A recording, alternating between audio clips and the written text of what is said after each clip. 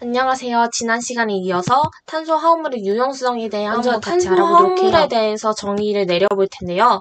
탄소 화합물은 탄소라는 원자가 기본 골격으로 수소, 산소, 질소, 황인, 할로젠 등이 공유 결합을 해서 이루어진 화합물을 말해요. 좀 더 간단하게 설명을 하자면 탄소라는 원자가 중심이 되어서 다양한 원자들끼리 결합을 하는 걸 의미하죠. 대표적인 예시로 아미노산, 단백질의 기본 단위거든요. DNA, 그리고 합성 섬유 등 모든 다양한 물질들이 탄소 화합물로 이루어져 있어요. 탄소 화합물의 다양성에 대해서 이야기를 해볼 텐데요. 탄소 화합물이 다양할 수 있는 이유는 바로 중심이 되는 탄소 원자 때문이에요. 탄소 원자 한 개는 최대로 다른 원자 4개와 결합을 할 수 있어요. 그림에서 보다 보면 탄소가 이렇게 발이 4개가 달린 것처럼 보이시잖아요. 이게 바로 탄소 원자가 원자과 전자가 4개이기 때문에 다른 원자와 4개 결합을 할 수 있는 건데 이렇게 그림으로 표현을 해준 거예요. 탄소 원자들은 다양한 결합 방법, 단일 결합, 이중 결합, 삼중 결합으로 여러 가지 구조의 탄소화합물을 만들어요.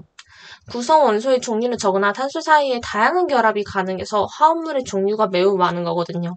이렇게 사실 모양 또는 가지를 친 사실 모양, 고리 모양, 이중 결합, 삼중 결합 등 다양한 결합이 가능해요.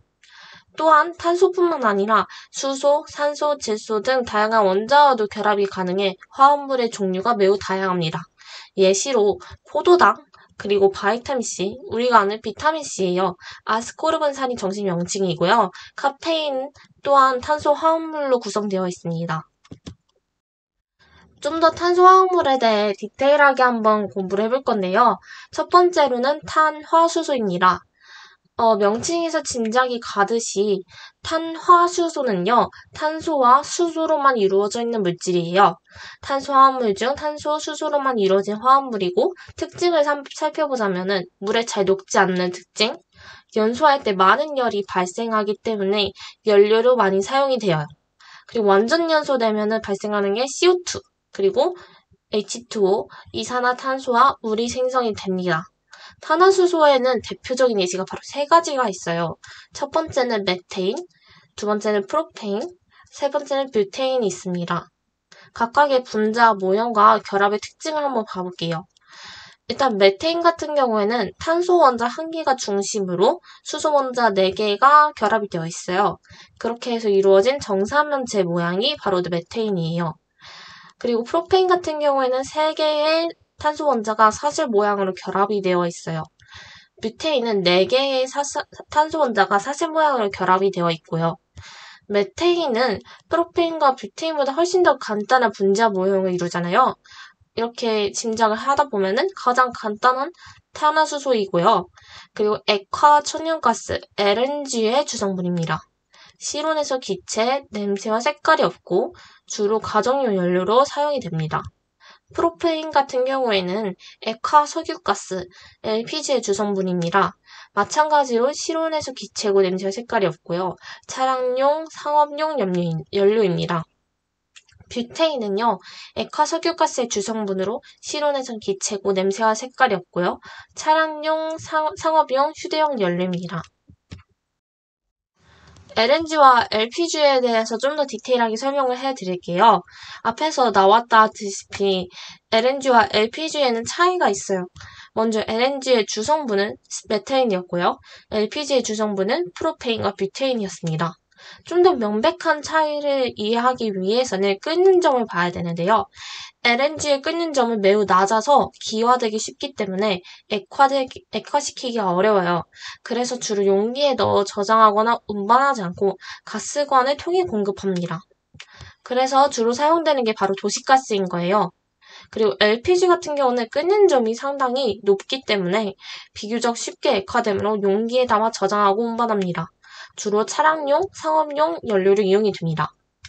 겨울철에 LPG 이용 같은 경우에는 겨울철에는 여름철보다 프로페인의 비율을 높여 공급합니다. 그러니까 LPG에는 프로페인과 뷰테인 둘 다 써도 된다고 했잖아요. 근데 겨울철 같은 경우에는 프로페인의 비율을 더 높인다는 거예요. 왜냐하면은 뷰테인의 끓는 점은 마이너스 0.5도씨이고 그리고 얘는 마이너스 42.1도씨이잖아요. 얘는 온도가 낮아지면은 기화되기 어려운 반면에 상대적으로 뷰테인에 비해 끓는 점이 낮은 프로페인이 기화되기가 쉬워서 프로페인의 비율을 여름철보다 약간 높이면 사용하기가 편리하다고 합니다. 그리고 연료의 연소 생성물을 확인을 해볼 건데, 방금 앞서 봤듯이 어떤 다양한 연료가 연소를 하게 되면은 CO2와 H2O가 나온다고 했잖아요.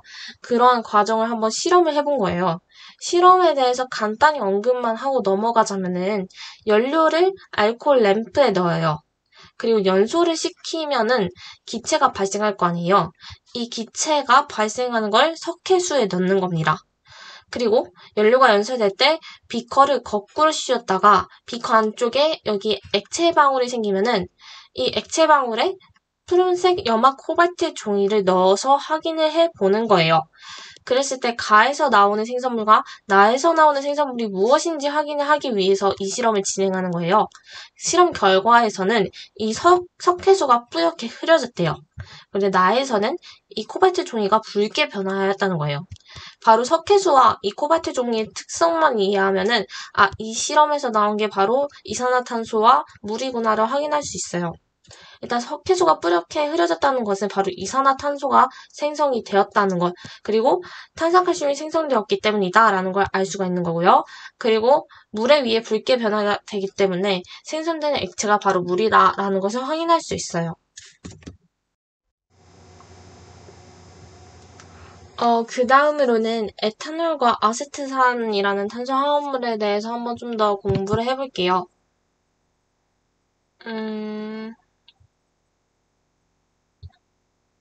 일단 에탄올은 탄화수소인 에테인에서 수소 원자 대신에 OH가 탄소 원자에 결합이 되어 있는 것을 말해요.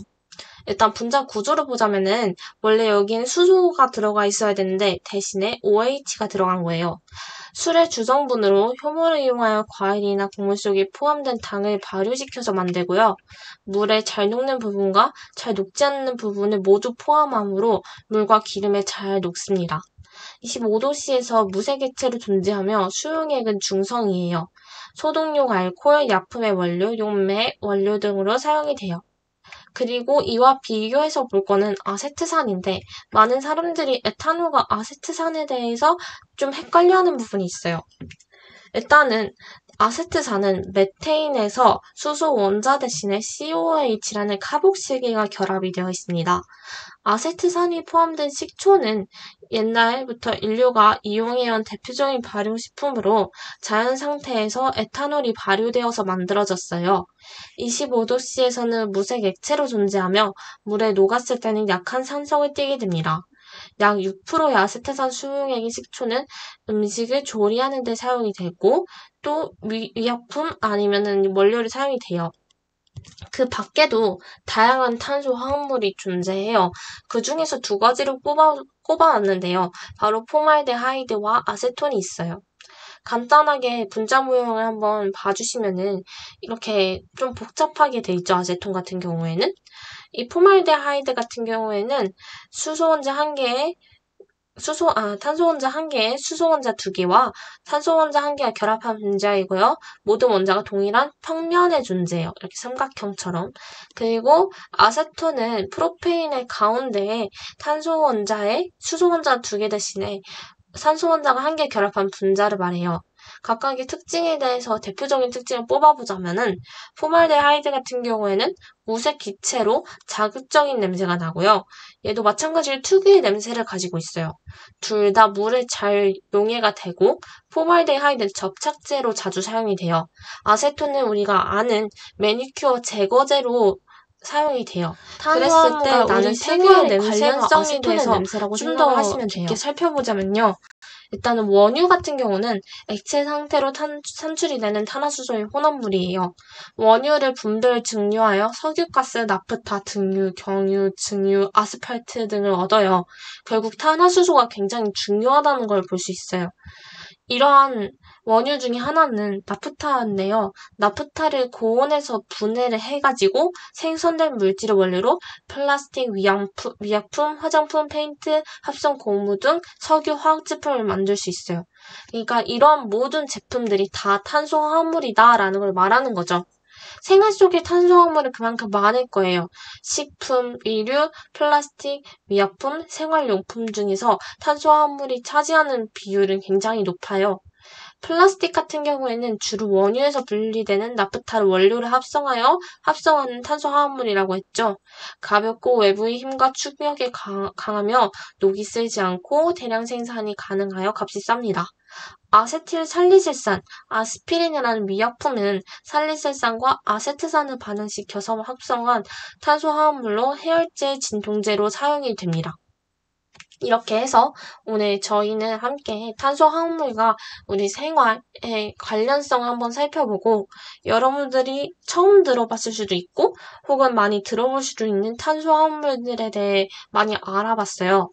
사실 탄수화물이 굉장히 중요한 역할을 하고 있고 우리의 물질에서 구성하는 비율에서 탄수화물이 굉장히 높은 비중을 차지하고 있거든요.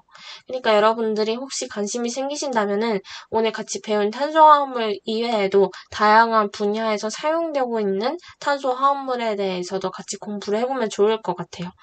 다음 시간에 이어서 마저 설명을 하도록 하겠습니다.